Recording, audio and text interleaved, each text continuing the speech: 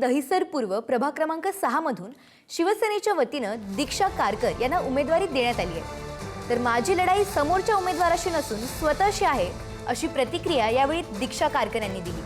तर कारकर कुटुंब गेली 40 वर्ष सक्रिय राजकारणात आहेत, यामुळे शिवसेनेचा झेंडा नक्की फडकवणार असा विश्वासही दीक्षा कारकर यांनी व्यक्त केलाय।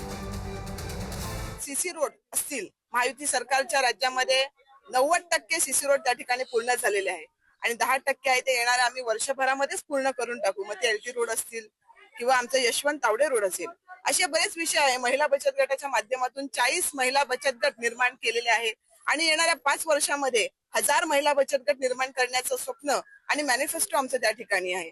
येणाऱ्या काळामध्ये महायुती सरकारच्या माध्यमातून प्रभाग क्रमांक 6 सुजलाम सुफलाम करण्याचा मॅनिफेस्टो आमचा आहे।